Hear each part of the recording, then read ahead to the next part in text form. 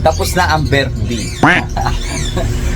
Kaya back to normal tayo. Back to work, mga singko. Kaya ngayon walang naasikaso yung ating mga ibon.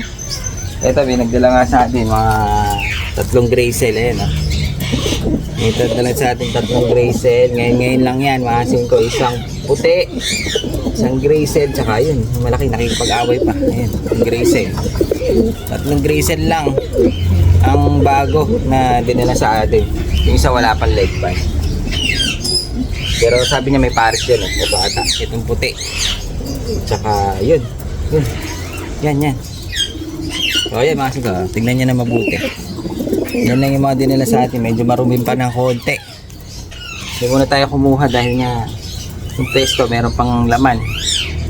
Kasi nagsara tayo nung nakaraang araw. Nalasing siyempre.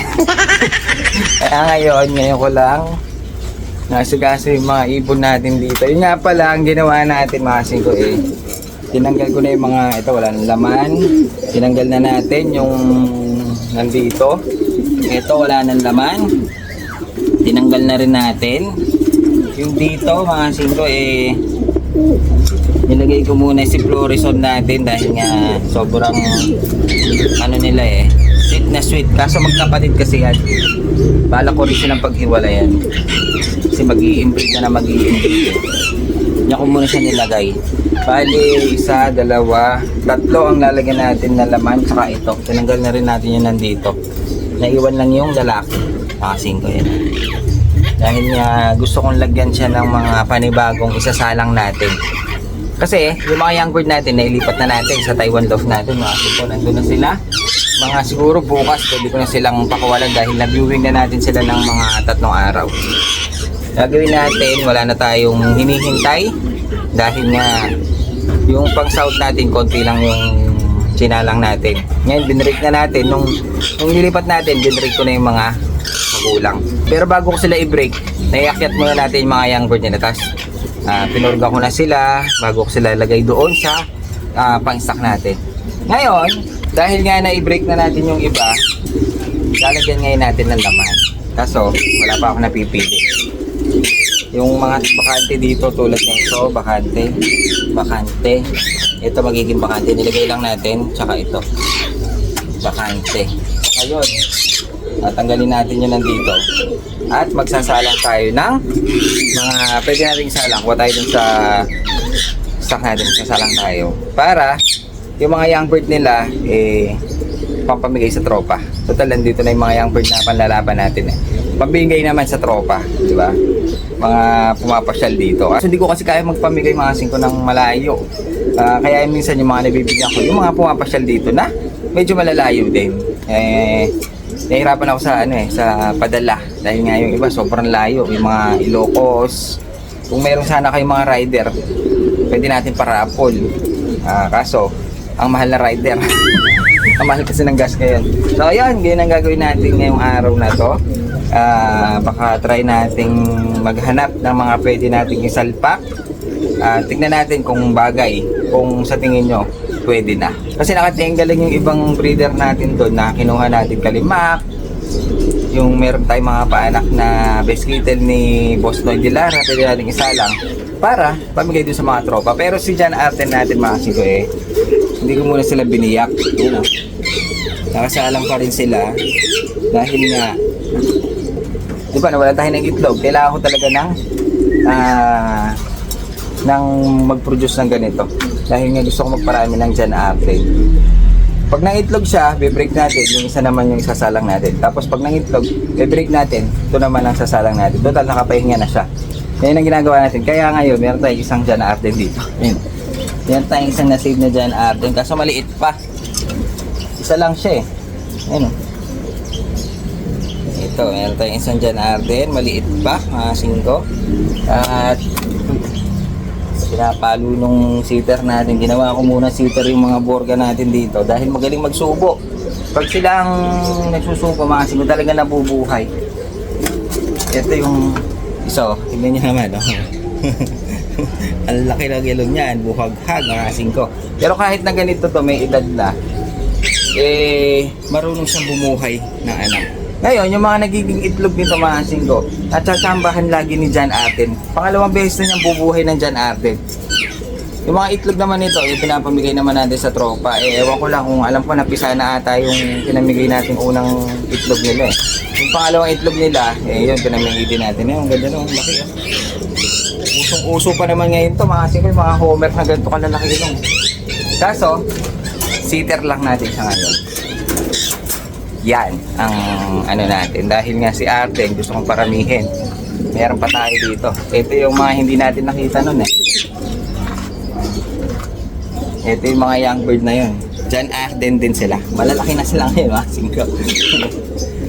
Yan. Ang inuupuan niya ngayon eh, John Arden din. Bali ito mga singko, ikikip lang natin muna to. Bali magkakaiba sila ng magulang. Pero iisa ang tatay dahil isa lang ang cock natin. Pero sa mga hen, marami tayong hen. Sinapol ko kaya pwede kong pagpalisin yung mga anak. Nabawa, ito yung Arden natin na ito. Pwede natin pagpalisin doon sa mga unang paanak natin ng Arden. Dahil magkakaiba yung nanay nila. Pare-pares lang ng tatay pero magkakaiba yung nanay. Ito yung isang Arden natin mga singko. Tignan nyo naman, healthy. Kaso yung kanyang kapatid, maganda rin no? Yung kulay niya, maganda rin. Gagawin natin stock lang muna to. Gagawin natin breeder. Yun nga lang, nagkaroon ng bulutong. Tinamaan ng bulutong. Pero healthy, malalaki. Wala na bansot sa kanila eh. Kaso, yun nga lang yung problema dahil nga malamok. Tinamaan, hindi maiwasan mga singko. Pero ginagamot natin siya, yun, medyo patuyo na. Yan yung Arden natin na young bird. Halos kakulay niya yung ano natin ngayon eh. Yung breeder natin ngayon.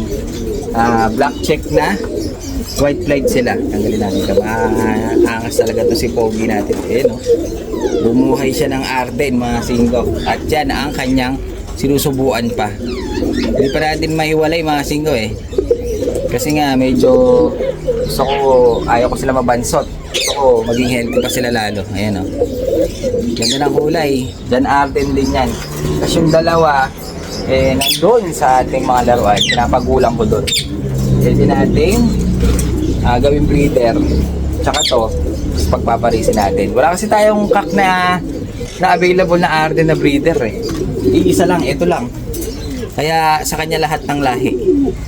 Kaso yung nanay, iba-iba. Meron tayong nanay nung black check.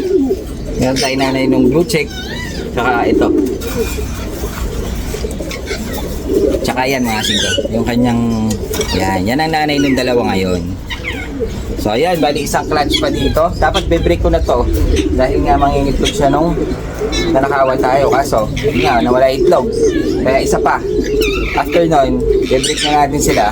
Sasalang naman natin yung mga hen na na-break na natin. Napurga na natin. Kaya si Pogi natin na John Arden walang pahinga. Siya lahat ang kumana ng mga hen natin John Arden. At ano pa ba? Yun lang Ito nga pala mga singko. Dahil nga hindi ko napapansin na yung ating pinag-pair na biglang umitlog na stencil natin pumisahan na kaso kakapisa lang. Napakaliit pa niya. Kanina lang parang pumisa. Ayoko pa siyang silipin. Tignan na lang natin kung anong kulay ang ilalabas niya. Kung kamukha ba niya ng tatay o kamukha ba niya yung nanay na mangitim-itim. Sana kamukha ng tatay. Dahil ganyan ang gusto kong paramihin yung medyo maganda yung kulay, yung guhit-guhit. Pero ito wala pa. Tingin ko bata pa sila Ayaw pang umitlog nung pinair nating stencil. Pero pair na yan. Hindi ko na muna binayak. Tingin ko medyo ayaw pa nung hen. Medyo ano pa parang bata pa siya. 2026 ito Hindi ko alam kung maglulugon pa siya na gaganda pa o gaya na talaga kulay niya. Ayaw pa niyang umitlog Tsaka hindi ko pa nakikitang nagme-mate mga singko. Kaya yun ang abangan natin dito. At abangan nyo bukas mga singko kung ano yung makikita nating pwede nating isalang, kung goods na ba yung mga breeder na pagsasalangan natin. At yung mga anak na pamimigay natin, hindi naman tayo magpaparami dahil yung ating Taiwan Love maliit lang. Ay hindi, malaki pala yan mga singko. Mukha lang maliit pero ang laki niya, grabe. Malawak. Hindi natin pwede itambak doon dahil nga sisikip. nandun lahat yung mga pang south, pang winter natin. Kaya yung mga susunod na isasalang natin, abangan nyo. Yung magiging anak nila, papamigay natin lahat. Lahat. Yun, no? Yung mga recessive yellow natin, malalaki na yung anak. Ayun, no? Tignan nyo naman. Meron na naman tayong dalawang healthy. Check nga natin. At medyo bihira ako itong makita. Yun, no? Yung tumatakbo na. Masin ko, tignan nyo naman. Recessive yellow. Malaki siya. Big size. Tumatakbo siya. Ayun mga singko. Meron tayong dalawang young bird nung ating recessive na healthy. Ang laki. Oh, kasi laki na nung magulang. Tingin ko ito ang lalaki. Mas malaki siya eh. Itong isa kasi tignan natin. Paupo-upo pa lang eh. Ayun, recessive din eh. Oh, ang ganda niya mga singko. Tingnan lang para may bulots din. Ayun, may bulutong din sa bibig. Pero recessive yellow din siya. Mas bata ito. Tingin ko mas babae ito. Kasi medyo hirap pa maglakad eh. Malalaking bulas lang sila. Ayun, nangitlog. Malalaking bulas lang. Pero magaganda sila. Ayan. Ito maganda to pag nag-matured na. Kasi pag naglugod to matingkad. Kagaya nung kanilang mga magulang. Ayan o. Malaki kasi magulang mga siko. Ayan o. Kaya malalaking bulas sila eh. Ang laki nito. Kaya tingin ko ito ang lalaki. Baka hen yung isa. Pero mas maganda kung lalaki to. Kasi kailangan ko ng mga yellow na lalaki. Ang hirap maghanap. Malaki yung kilong niya mga singko. Medyo bumoborga to.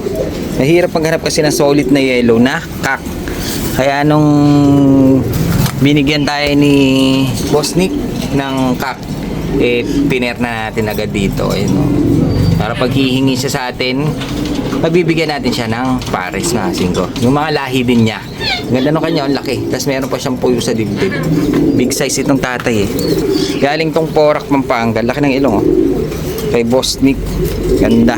Pero be-break na natin siya niyan. After niya magsubo, be-break na natin siya para makapagpahinga yung mga breeder. Sa susunod na natin siya isa lang pag gumanda na ulit yung mga katawan dahil nagsusubo sila ngayon eh. Para hindi bumabansot yung mga anak. Mga sigo, tignan nyo naman. Healthy. Ang lalaki. Big size eh. So, bago ang lahat mga singko baka makalimutan pa natin yung ating mga shoutout. Shoutout ko lang itong mga tropa pips natin na laging nanunood sa atin. Na sina Jose Gran Red ng Qatar, si Rene Farenas ng Bicol, Gubat, Sorsogon, shoutout sa iyo. Kay Philip Dayata ng Isabela, shoutout. Romel Del Mundo, shoutout sa iyo. Angelo Saet ng Jeddah, Saudi Arabia. Nakalalayo ah. At last na natin mga singko, si Doriza Magdaong, shoutout sa asawa niyang masipag sa work at puro kalapati na lang ang inaatupag. Na si William Alegre, shoutout po sa inyo. So, yun.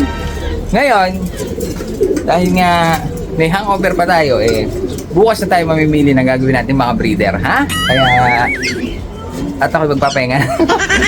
Bukas na lang.